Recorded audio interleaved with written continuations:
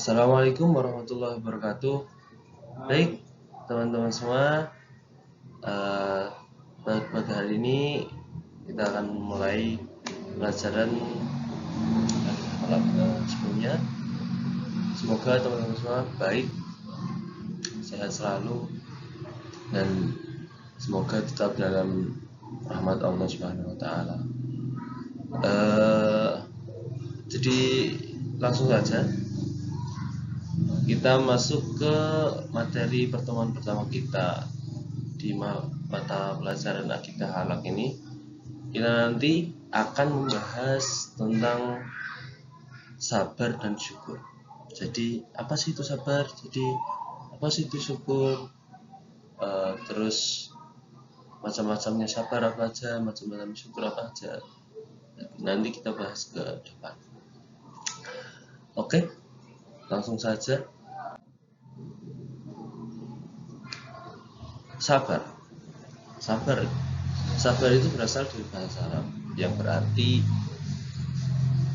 menahan diri, as-sabr, menahan diri. Kalau secara istilah, sabar itu bisa diartikan sebagai kemampuan seseorang untuk menahan emosi, mengendalikan diri, dan bertahan dalam berbagai cobaan. Jadi secara istilah, sabar itu bagaimana sikap kita untuk menahan emosi, mengontrol emosi, menahan diri untuk tidak kemudian bersikap sewenang-wenang. Nah, itulah sabar.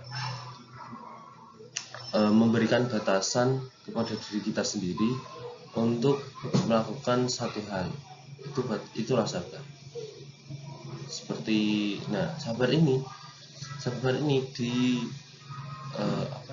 diperintahkan oleh Allah Subhanahu wa Ta'ala dalam Quran surat Al-Baqarah ayat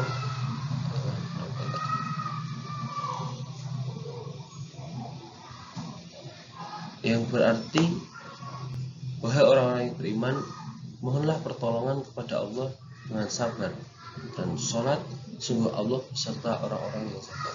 Jadi Allah itu memerintahkan untuk kita untuk bersabar, untuk bersikap sabar. Nah, kenapa untuk bersikap sabar? Nah, nanti ada hikmah di balik sikap sabar ini. Selanjutnya nanti bakal diulas kenapa harus sabar, kenapa kok sabar, kenapa kok enggak emosi aja. Jadi ini, sabar itu ada beberapa jenis. Pertama, sabar dalam ketaatan. Ini menjalankan perintah Allah meskipun ini berat.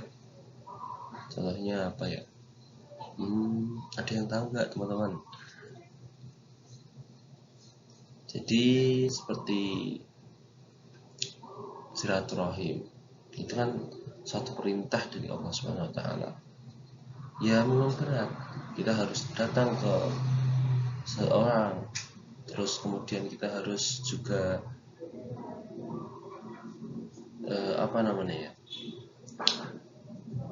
mengeluarkan tenaga, mengeluarkan biaya yang kemudian agar bisa sampai ke orang yang kita silaturahmi. Tapi karena itu ada suatu perintah, kita harus tetap menjalankannya. Itulah, kita harus tetap menjalankan itu.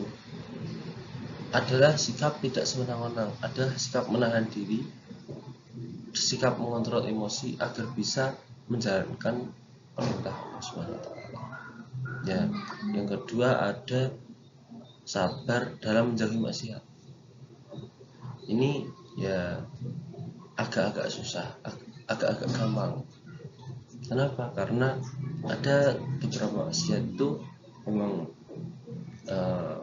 susah dilakukan, tapi menantang. Dan ada beberapa maksiat itu bisa jadi kita tidak sadar melakukannya. Nah, kita harus bisa mengendalikan emosi kita agar baiknya kita tidak menjadi sewenang-wenang dalam melakukan suatu perbuatan. Seperti halnya ketika itu kita harus bisa menjaga dari berpacaran. Berpacaran ini kan satu maksiat. Kemudian agar kita bisa terhindar, itu kita harus menahan diri untuk tidak mencoba hal yang kurang baik tersebut, hal yang dilarang oleh Allah. Kenapa dilarang? Ada ayat yang menjelaskan, la taqrabu zina, jangan mendekati zina. Nah, pacaran itu sudah mendekati zina.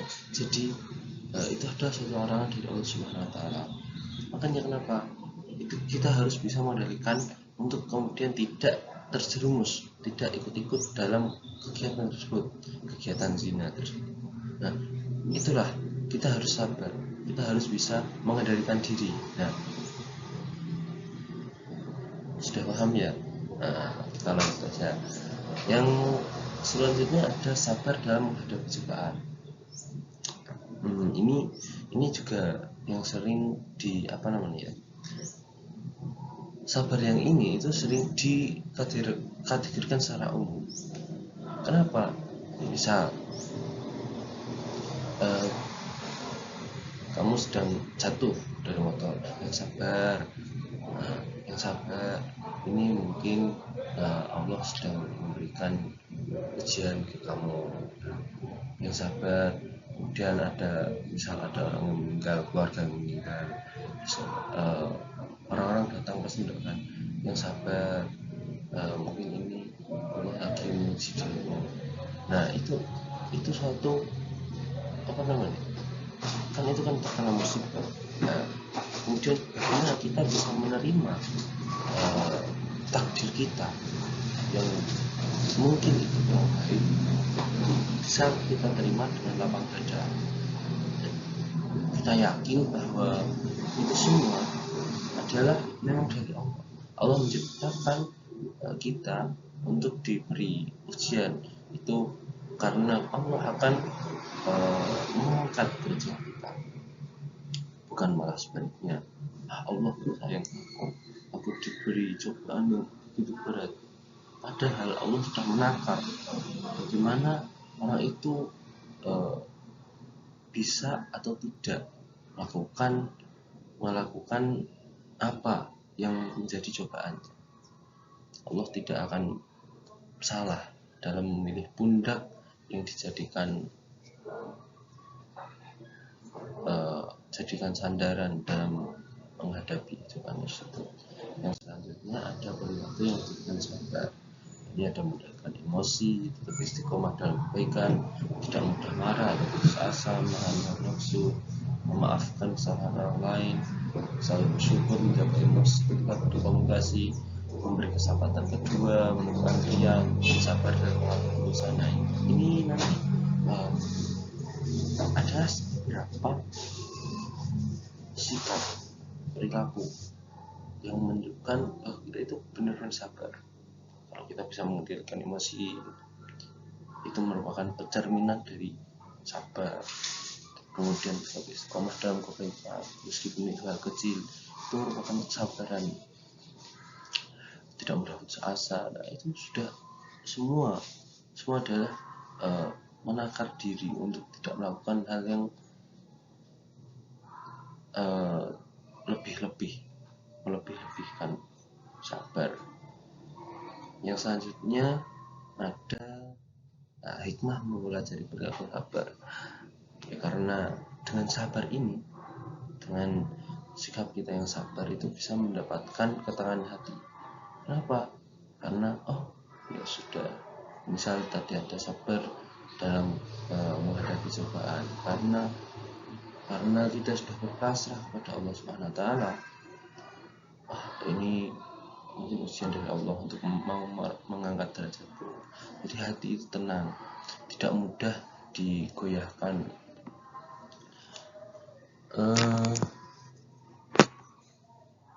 Mendapat pahala ya jelas, karena ada perintah dari Allah Subhanahu wa taala, kita bakal mendapatkan pahala yang begitu besar.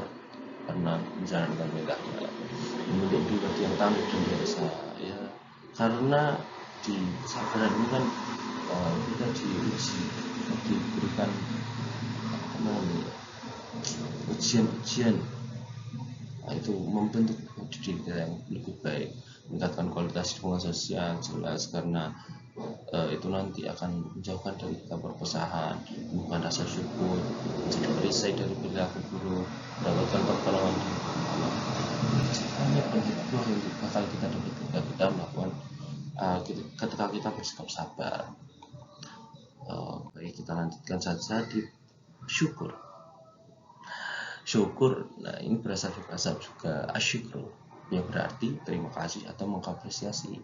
Nah, secara istilah, syukur adalah sikap mengakui, menerima, dan berterima kasih atas segala nikmat yang diberikan oleh Allah SWT, baik berupa kenikmatan lahir maupun batin. Syukur juga mencakup penggunaan nikmat tersebut sesuai dengan ridha Allah. Nah, bagaimana sudah bisa diterima. Jadi syukur itu kita menerima dengan, nanti ada dengan lisan, ada dengan hati, ada dengan perbuatan. Nah, itu bagaimana kita menerimanya, menerima takdir yang Allah berikan kepada kita. Itulah syukur. Nah, jadi gini,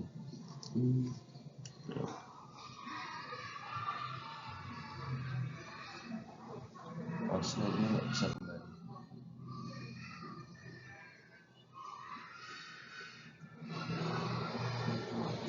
Slide-nya nggak bisa kembali, maaf.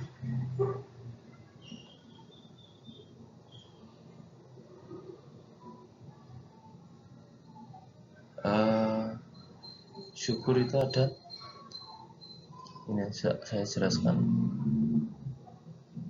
Syukur itu ada 3 aspek: syukur dengan hati, syukur dengan lisan, syukur dengan perbuatan. Bagaimana syukur dengan hati? Kita menerima dengan apa yang sudah Allah takdirkan kepada kita. Syukur dengan lisan, nanti kita mengucapkan kalimat-kalimat baik, mengucapkan tahmid, alhamdulillahirabbil alamin, atas apa yang telah Allah berikan kepada kita. Yang kemudian syukur dengan perbuatan. Nah, bagaimana kita mentasarufkan diri kita untuk melakukan hal-hal yang memang itu diperintahkan oleh Allah Subhanahu wa taala, bukan malah sebaliknya kita berbuat maksiat, padahal Allah sudah memberikan kita tubuh yang sempurna, memberikan kita kesehatan. Allah tidak akan jadi itu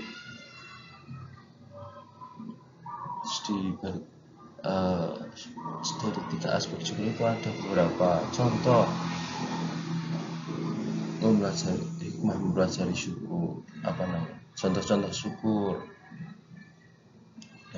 Contoh-contoh syukur, kita menjalankan ibadah dengan ikhlas. Bagaimana dengan ikhlas? Ya seperti ini, misal kita melakukan ibadah puasa pada hari ini. Nah, itu kan kalau kita nggak ikhlas, nanti jadinya kita kurang dalam melakukan perintahnya. Nah, jadi kalau kita ikhlas, alhamdulillah kita baik, ikhlas. Ini itu perintah Allah, terus alhamdulillah aku sudah diberi tangan yang sempurna, kaki sempurna, akal yang sehat, badan sehat. Nah, ini aku mendapatkan ini semua pasti tidak luput dari takdir yang Allah berikan kepadaku. Jadi nanti hatinya tenang, bukan hanya mendapatkan pahala, tapi kita akan mendapatkan ketenangan hati. Karena apa? Karena sebab syukur ini. Ada juga yang mengucapkan alhamdulillah di setiap keadaan. Nah, ini termasuk syukur dalam syukur bilisan. Alhamdulillah aku masih diberi kesempatan sahur, alhamdulillah aku masih diberi kesempatan untuk berpuasa pada hari ini, alhamdulillah kita masih bisa bertemu di pertemuan kali ini. Ini termasuk dari syukur, rasa syukur. Nah, contoh berita membantu sesama, membantu sesama itu juga termasuk ke dalam contoh syukur, karena uh, dengan kita memiliki hal yang bisa untuk kita berikan ke orang lain, itu adalah contoh manifestasi syukur, contoh untuk silaturahim yang baik.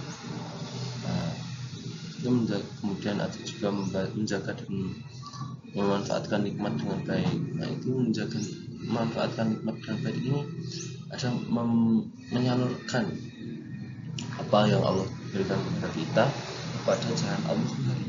Nah, itulah syukur. Masih berada pada jalannya, tidak mengeluh atau iri hati. Kita syukur aja. Misalnya ada tetangga kita beli barang baru gitu, nah kita syukuri saja, alhamdulillah tetanggaku bisa punya mobil baru, alhamdulillah kita masih diberi kesehatan, kita masih diberi ketenangan hati. Nah, itu termasuk tidak mengeluh atau tidak iri. Yang terakhir nanti ada hikmah mempelajari perilaku syukur ini. Nah, hikmah mempelajari syukur ini ada banyak: mendapatkan tambahan nikmat, terhindar dari azab Allah, menumbuhkan rasa ikhlas dan qanaah, menciptakan kehidupan yang bahagia dan meningkatkan kualitas iman dan ketakwaan, meningkatkan kapasitas sosial, menjadi pribadi yang optimis dan bersikap positif. Ya jelas tambah nikmat karena kita selalu menyandarkan kembali apa yang telah Allah berikan kepada kita, terhindar dari azab Allah. Kan ini syukur diperintahkan oleh Allah. Jadi kalau kita bersikap syukur, maka Allah tidak akan menurunkan azab dari kita.